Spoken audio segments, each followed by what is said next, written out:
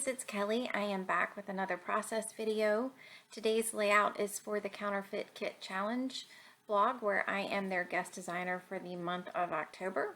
And I am using my stash kit, and the challenge that I am doing today is the third challenge of the month, and it is titled Playing Dress Up. And the gist of the challenge, or this challenge, was to do something to dress up your page. Either use a little mixed media, some mist, paint, or use some stitching or add some bling. You can take it in several different ways. So my first thought that I was going to go with this layout was I pulled out the You and Me thickers. They were from the stash kit, as is everything except for I think one label sticker is from the stash kit that I pulled. So that was my inspiration, and then I pulled out some of the other things that either had gold or were shiny. That Love You tag actually doesn't make it onto the layout, but it has the gold stitching. So that was where my initial thoughts were. So I liked that pink arrow paper, but I felt like with all of the die cuts that I wanted to use that it was really getting to be pretty pink. And even though I have no problem using pink on a page that has, my husband or my son on it, it was just too much, and I really wanted a little bit more of something else, and I wasn't quite sure.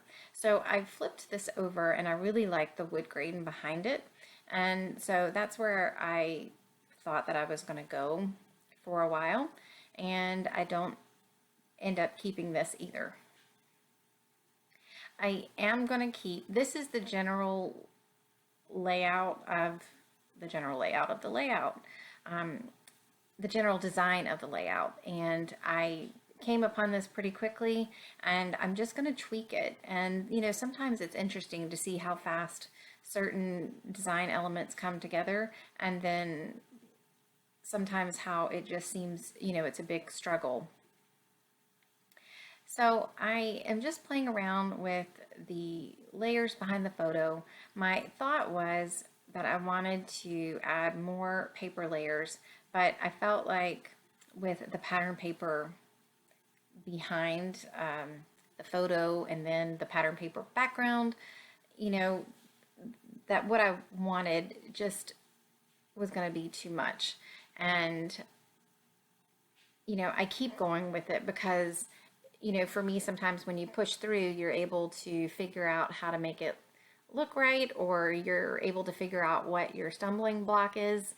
And for me, I never did. So I'm going to end up reevaluating the layout. And then I just decided to take the challenge one step further and not only use the gold bling, but to make my own background.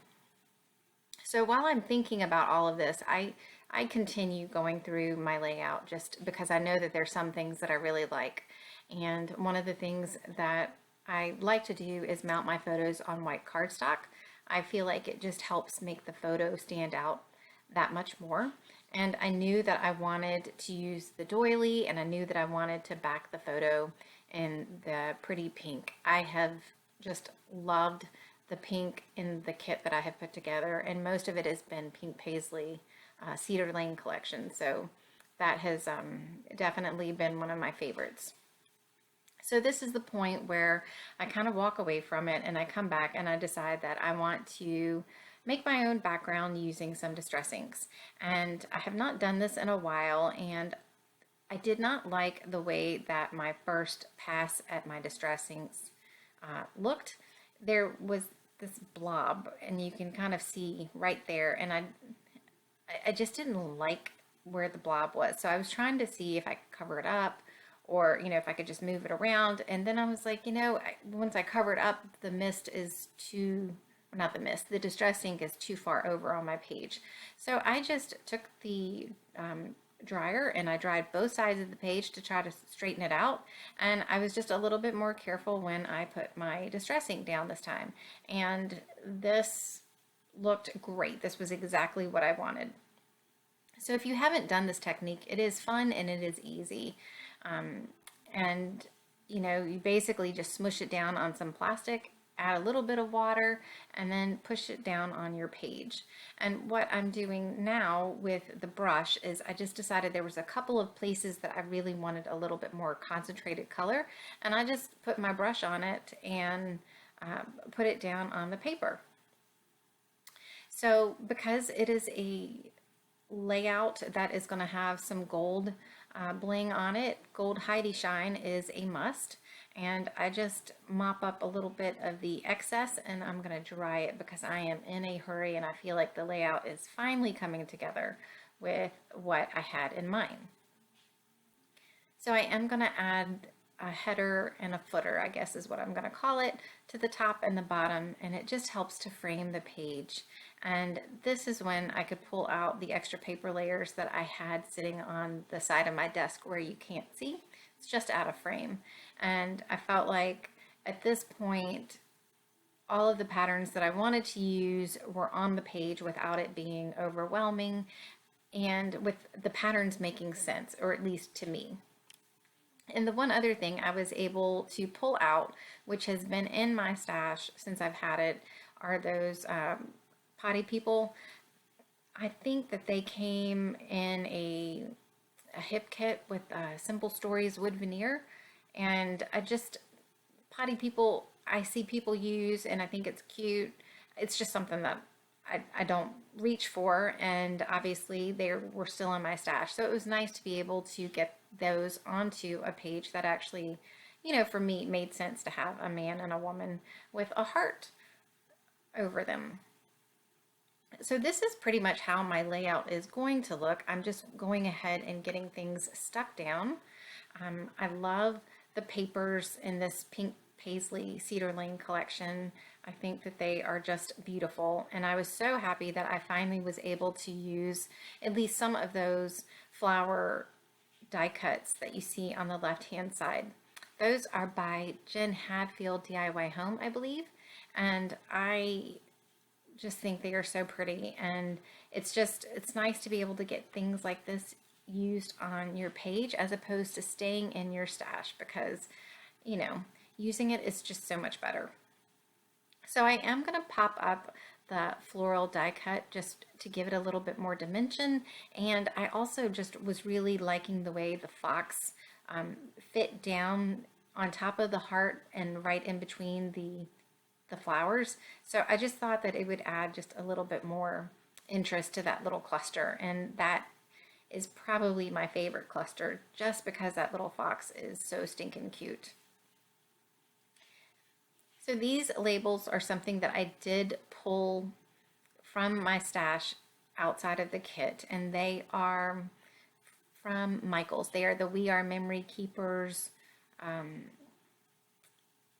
the labels that are with the typewriter.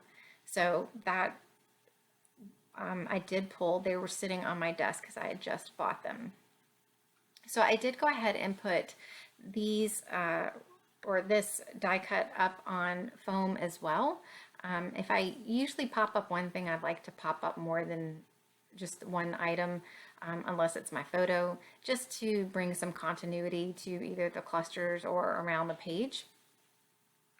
And I had briefly thought about embossing the potty people, and I decided not to because I was afraid that if I embossed them, it would just make it over the top. And the natural wood, I thought looked good enough.